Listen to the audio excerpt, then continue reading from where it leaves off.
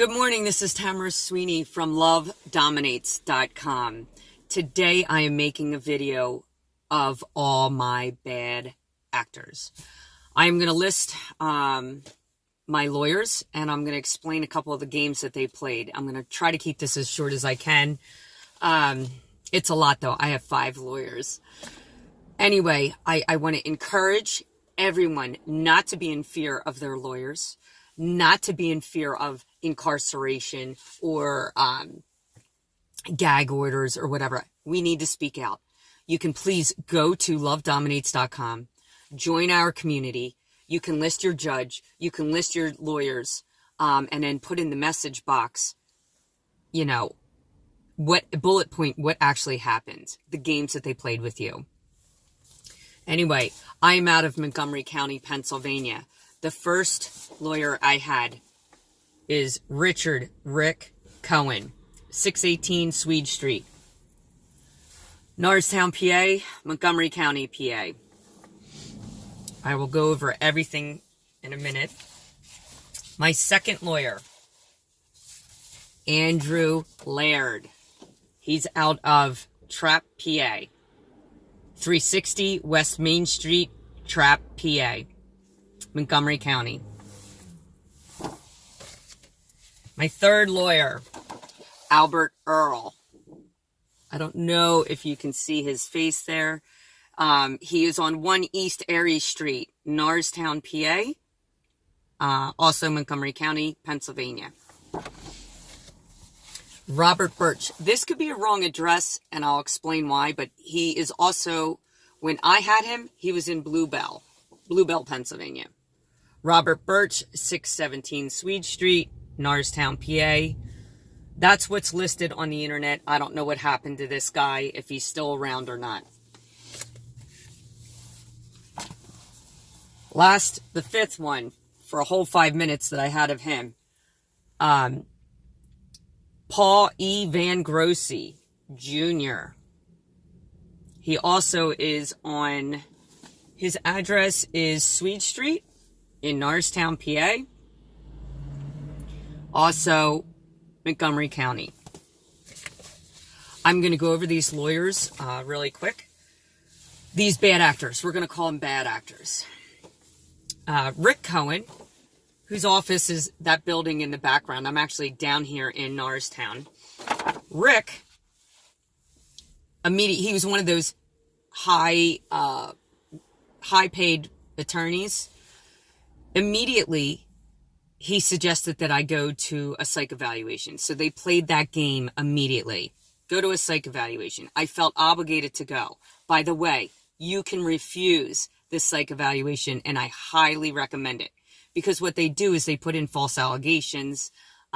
It's premeditated, and nothing they do in the court system is legal.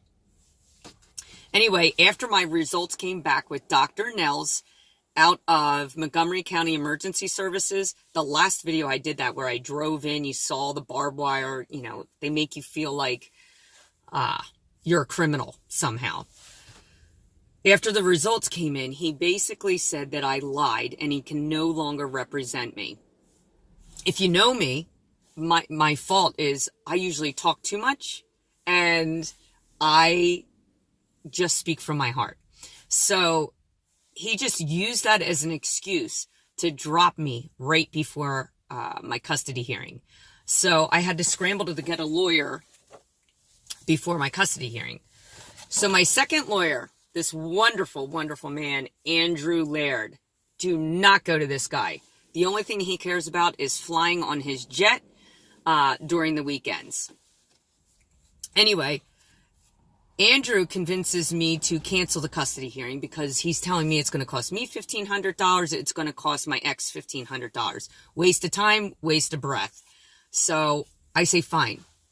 You know, I had no problems in the divorce. I wanted to settle the divorce. I wanted to be amicable. It's my ex who never wanted to face me. He never wanted to have a schedule. And he's impossible to deal with. So anyway, I agree. I say, let's not have a hearing.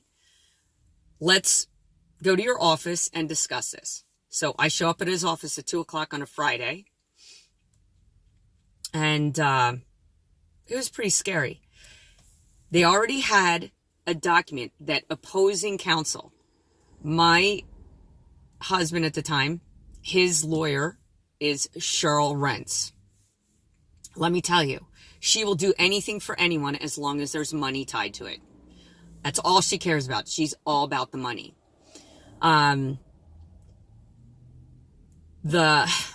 So anyway, I go into his office at 2 p.m. and he's basically screaming at me, intimidating me, kind of threatening me to sign the document. I didn't want to sign it. I'm like, it says that he's primary caregiver. He says that doesn't matter. Once you start going to therapy and the kids come back to you, then we'll go back to trial and redo the custody hearing. And I'm like, you are giving him all the rights to my children by saying he's primary caregiver. And he's like, no. How they wrote it up was Tom Sweeney, because he lives in the address of 173 Buckwalter Road, which is my house. I'm the only one on the mortgage. I was the only one on the deed. My ex tricked me into putting his name on the deed after, I don't know how long it was. I think it was in 2004 that he tricked me. My fault. I didn't read the document, but he said, we're going to refinance, sign here. I signed it, and that put him on the deed. So anyway, I go to sign this agreement because I just want the divorce to end. I don't want the fighting in front of the kids. And I had no idea. I was under so much pressure with the kids being vile and vulgar to me. All the threats and ultimatums. I was in total distress. And I had no one that would submit or do anything about my ex violently threatening me and using the kids to threaten me too. So anyway, he basically ruined custody for me the rest of my life. He said his exact words were, don't worry about the agreement. Once the kids come back to you, we'll go back and redo custody.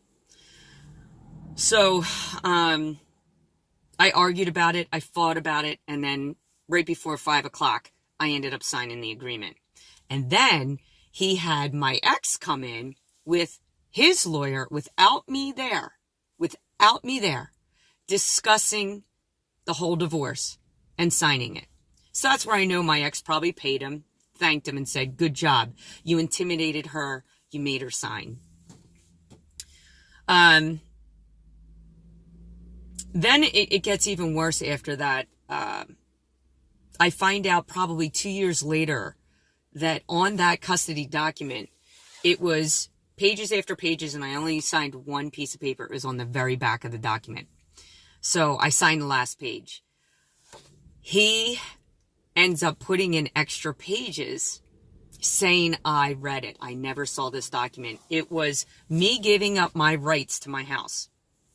So what lawyer represents someone and is proud to make his client lose his children, lose the house, and lose everything? And the APL was written up so bad. On my APL, I pay child custody. I pay health insurance, or half the health insurance, half the car insurance. My ex gets to write off the income to me, and I get taxed on it at the end of the year. How does that happen? And this lawyer harassed me for years on saying I owed him $7,000 more. And so I had to go to court for that. We ended up going to court. I prepped. I documented every single email that he sent me. I had everything in writing. I go to court. He doesn't even show up for $7,000, but he harassed me for years for payment. This is what the courts do to you. Then, if that wasn't enough, I was being harassed by this. They put an enforcement on me to sign a marital settlement. So it was called Enforced Marital Settlement Agreement. So now my lawyer is taking me in for this chaos. So they were trying to get me to sign for $38,000 because that's what my ex wanted. He had it in his head, and that's all he was going to give me, $38,000. So now I have to go to court for this, and for some reason, Andrew drops me right before the hearing. And you know why? Because opposing counsel, Cheryl Rentz, subpoenas Andrew Laird, this guy, to go against me in court. He's supposed to they subpoenaed him to go against me in court. How is that not unethical? They didn't win, but I was tortured for months, and then 10 days I had to wait for an answer from Judge Danielle. But nothing came of that because they knew it was illegal. Now my third lawyer is suing me for $38,000. I mean, I can't make this stuff up. Anyway, going back to Earl. I had to hire him because Andrew, the second lawyer, now drops me. And they use it against you in court like I'm impossible to deal with. Meanwhile, I never called them. I did all the work for them. So how am I impossible to deal with? Because I'm telling you the truth? Because I'm facing you and calling you to the carpet? That you're a bad actor and you have no guts because you're afraid of a judge? Anyway, I won't even go down that path. Anyway, why I had Earl, I hired another lawyer outside of the state. A matter of fact, 3,000 miles away. I hired Catherine McWillie. She was my extra ears and eyes on the case. But let me tell you, she owns custody calculations. She was my hero, my lifesaver. She kept me from going crazy. Absolutely. Albert admits to both Catherine and me that he's not good financially. So I have to go outside and spend more money on a forensic accountant, which goes nowhere because the courts, I can never submit my evidence. So I have a forensic accountant. I had like 3 of them go in. They tell me what forms I need and what I need to ask for in the court system. And somehow the games that my ex gets away with is unbelievable. First of all, Tom Sweeney's lawyer is Cheryl Rentz. Cheryl Rentz's husband used to work for the IRS for 15 years. So they would supply false documents that looked real, but I could figure it out. I didn't even have to pay a forensic accountant. I figured it out. And the judge allows this game to happen in court. I also handed Albert evidence of threats, ultimatums that I was getting from my husband and my kids at the time. I mean, they didn't care if I had death threats. Did not matter to them. All they cared about was the money in their back pocket. So since he wasn't doing anything, I went down to the Prothonotari's office and I scanned in 795 pages of threats, emails, ultimatums, proof of this forensic accounting that, Tom is scamming the system. Proof that he forged my name to power of attorney, that he forged my name to my personal income taxes, that he has money, that he was paying his mom $10,000 a month to live, but he made me and the children believe that we had no money. I have documents of my ex signing my personal checking accounts, taking out about $30,000. I had all this proof in there. I also had proof or a suggestion of Dr. Randy Rand at the time had a program called Family Bridges. And I wanted to be a part of Family Bridges to try to reunite our family because this man was brainwashing my children and it was cult-like. It was disgusting. It still is disgusting. 6 years later, my kids are completely damaged and I have no help. And these bad actors helped them. I also went underground to a therapist because I knew the games that the courts played. They had court-appointed therapists that before you even went in, they had an evaluation for you because they said, Tamara's going to lose, Tom's going to win, make her crazy, make him okay. They don't care if he's abusive or if he rapes the children or if he beats the children. It doesn't matter. All they care about is where the money is. So I went underground to this therapist, Dr. Link. She's phenomenal. She's out of King of Prussia. I went for 1 year. She ended up writing me a rebuttal to go into court. Albert, Earl, this man here, put her under so much pressure to have this letter in less than 24 hours. She stayed up all night, wrote the letter, put her thoughts down, and what does he do? He doesn't submit it in court. So, this is now the third lawyer not submitting my evidence, third lawyers that are dropping me right before a major hearing. These are all patterns that are easily tracked. So then Albert decides he's going to withdraw from me, and he withdraws right before another trial. He handed me my files back. I didn't say anything negative, walked away. I'm thinking this guy's going into retirement. I'm not going to put any more pressure on this guy. But now this is pretty funny. This is, let's see, he was like 2013, 2014. Don't quote me on that, but I think that's about the time period that he was my lawyer. It is now 2017. And on December 18th, I have the second part of my trial, that he is suing me for $38,000. It's funny how that number keeps coming up. It's $38,000 for the marital settlement. It was $38,000 in every single document that you see through my court. That was the number that my ex had in his head, and that was all I was going to receive. So now Albert is suing me for me owing him money, for doing absolutely nothing, for hurting my case, for wasting time, for not handing in my evidence, and he wants to charge me $38,000.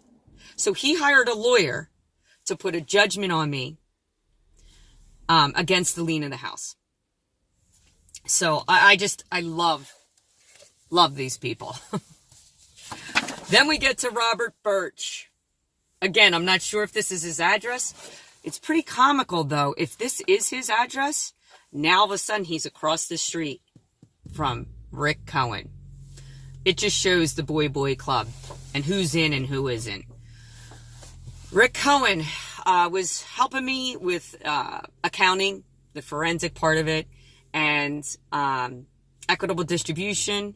And also I had an injury trial because my ex, during Easter, I was walking up the driveway to give my children Easter baskets and gifts.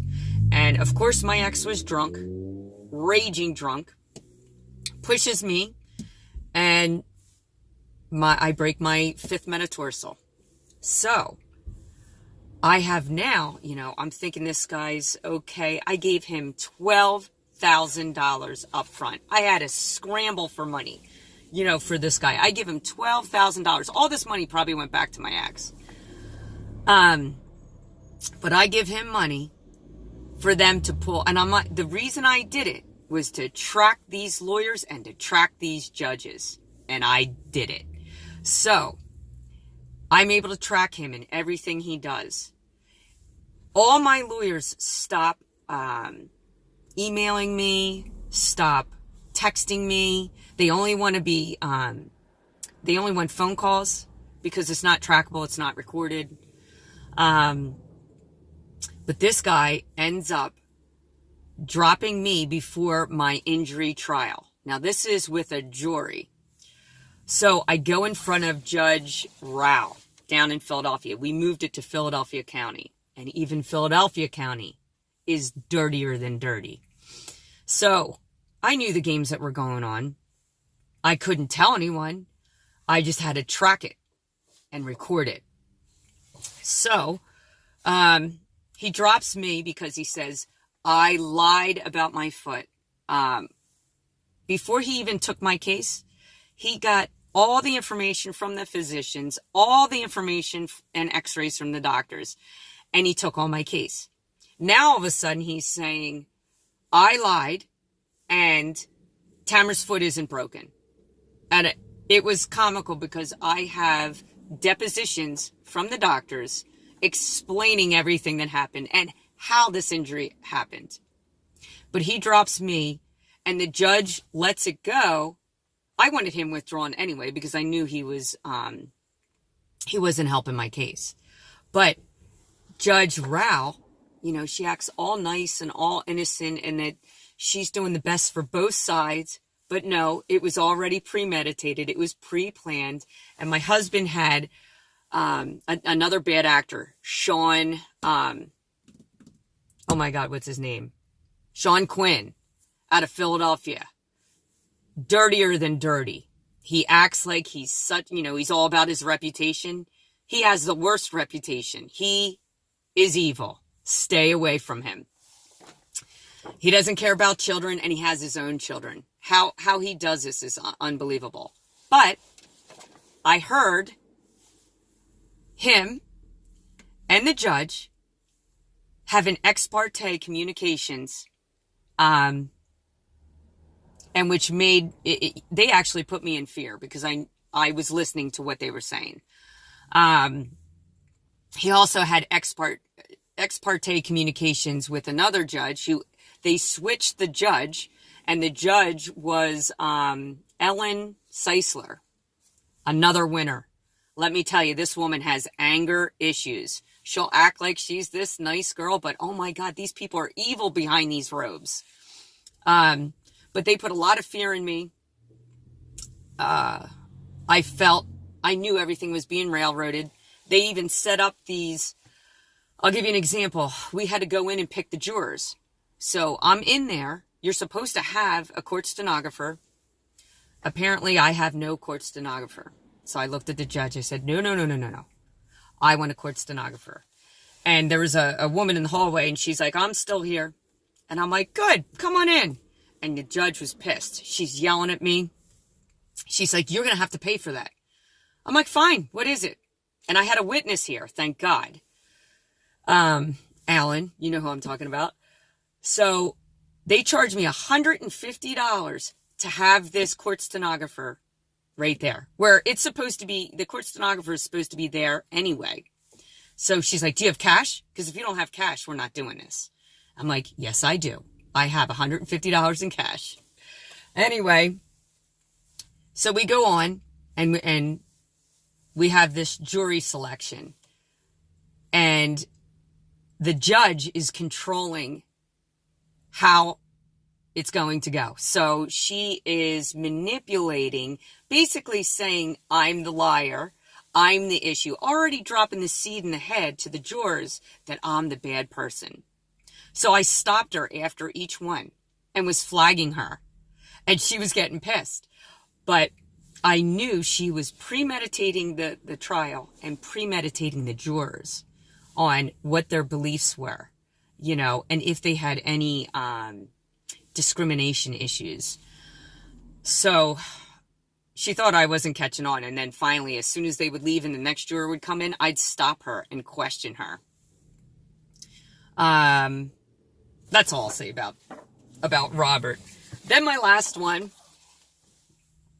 Paul E. Van Grossy Jr., also down here in Norristown. He is at 319 Swede Street. This poor child is a whipping boy. I handed him $5,000. I did all the work. And basically, God, I don't even know if I can say this. The poor boy was so scared he probably had stains in his underwear during the hearings that I had him with. I had him during one trial. He was definitely afraid of Judge Danielle, and Judge Danielle, it's awful to watch. She controls them, and they run around like little, I don't even know, soldiers. I kept saying to him during the trial, I'm like, just because she has a robe doesn't give her power. And he kept shushing me because he was afraid that Judge Danielle would hear it. During my trial, Judge Danielle called a recess. And this was above all. I had witnesses there. My sister was there. As soon as she calls the recess, she slides out her back door and I see him going out. Now, during a recess, don't you think your attorney should be talking to the client and suggesting what to do next? Nope. Mine ran right out of the courthouse and right down to his office and takes a call from the judge. So I run out. I try to follow him and find him. I find out that he's in his office. So I face him. And he basically says, oh, I had a call from the judge. I said, really? You had a call from the judge? This is all on a text. He's like, no. I meant it was someone else. He changes his story. But I have it in text that he took a call from Judge Danielle. So she goes behind chambers, calls him, and tells him exactly what to do for the rest of the trial. And I sat there and just shook my head because I couldn't say anything. I didn't have my rights. I had a licensed deadbeat next to me or a bad actor, sorry. I had a licensed person next to me, which takes away my civil rights, takes away my human rights. So the only way you can win in court is if you are pro se and you claim your pro se rights, your pro se litigant rights. Let's see. I paid him $5,000 in cash. $5,000 in cash. And I knew I'd never see that money again. But it was just another person to track. So this is 5 lawyers. 5.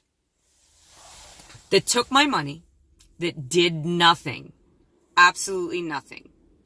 This poor child sold his soul to the devil. So,